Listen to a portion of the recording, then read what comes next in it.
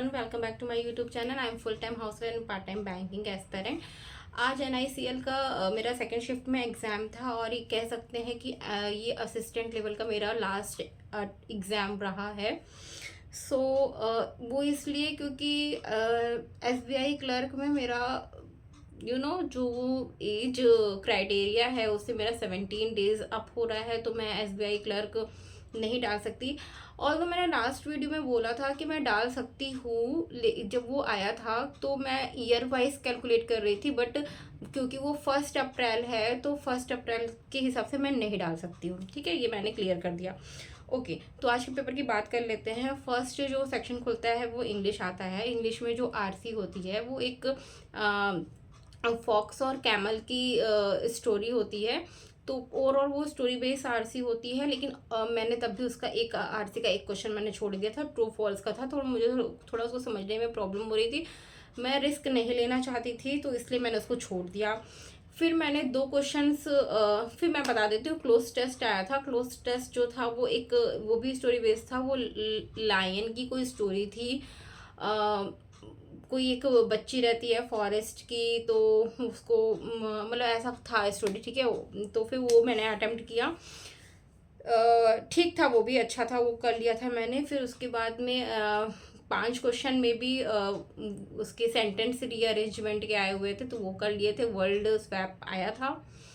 बाकी के बहुत सारे क्वेश्चंस आए थे spelling base, correct spelling, incorrect spelling. तो पहले तो मैंने एक जो क्वेश्चन था उसमें बताना था कि इसमें से करेक्ट क्या है स्पेलिंग में, तो वो मैंने किया। फिर मैं नेक्स्ट क्वेश्चन पे गई, तो अच्छा हुआ था मैंने उसको पढ़ लिया था कि उसमें एक बार इनकरेक्ट एक बार करेक्ट पूछ रहा था। ठीक है, तो ऐसा ऐसा करके थे उसके क्वेश्चन। सो उसके भी मैंने 2 क्वेश्चन छोड़ दिए, तो ऑल मिला जुला के मेरे 27 अटैम्प्ट हुए हैं इंग्लिश में। उसके बाद रीजनिंग आती है। रीजनिंग में फर्स्ट मतलब पजल या वन लाइनर पजल थी। एक बार में करो, एक बार में होगी, लेकिन उसमें अच्छी चीज़ ये थी रीजनिंग में कि वो क्वेश्चन नहीं आया था मीनिंगफुल वर्ड का, तो इसलिए मैंने उसमें 35 अटेम्प्ट कर लिया था। और रीजनिंग के मैंने अच्छा, ये तुम लोग बताना अगर तुम लोग का सेकंड शिफ्ट में होगा, तो उसमें जो वो होता है ना कि आगे पीछे से काउंट करते हैं जो नंबर 2 3 नहीं सॉरी 7 2 3 9 6 1 1 नंबर था, तो उसमें मेरे 2 बन रहे थे पेयर। आपके कितने बन रहे थे? ओके। फिर एक पजल थी, इन में बैठे थे 4 लोग, सॉरी साउथ देख रहे थे, 4 लोग नॉर्थ देख रहे थे।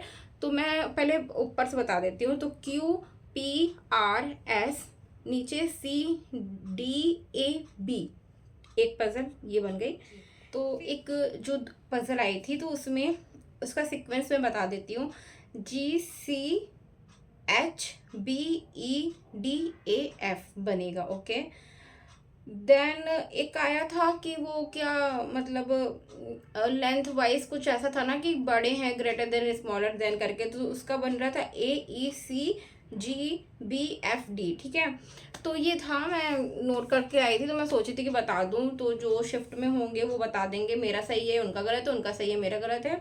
ठीक है, तो 35 मैंने रीजनिंग में अटैम्प्ट किए। फिर उसके बाद में मैथ खुलता है। मैथ में हाँ मतलब आए थे 10 क्वेश्चन होंगे सिंप्लीफिकेशंस के। ठीक है, तो वो कर लिया था, 1 लाइनर थे।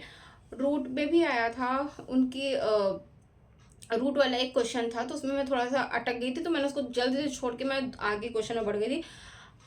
DI आई थी। DI थोड़ी सी मतलब कहते हैं ना कि एकदम बन जा रही थी, तुरंत ही बन जा रही थी, इजी थी। और अर्थमेटिक के कुछ क्वेश्चंस आए हुए थे, लाइक पार्टनरशिप के क्वेश्चंस आए थे, और प्रॉफिट लॉस का भी क्वेश्चन आया हुआ था, ऐसा सा था। ठीक है, तो मैंने मिला जुला के जो है कॉन्ट में मैंने, मेरे अटेम्प्ट है 28, 27, 35, 28। तो ये था अटेम्प्ट मेरा। और फिर से मैं बता देती हूँ कि मतलब ये मेरा असिस्टेंट का लास्ट था। मैं जनरल कैटेगरी से हूँ, इसलिए कुछ ऐसा प्रॉफिट नहीं है कि मैं आगे भर सकूँ। तो मिला जुला के कुछ एग्ज़ाम हैं जिनको मैं डाल सकती हूँ, और NICL था, तो फिर इसको मैंने दे दिया। Okay, thank you so much. आप अपने अटेम्प्ट्स शेयर करना, और टाटा, टेक केयर, बाय।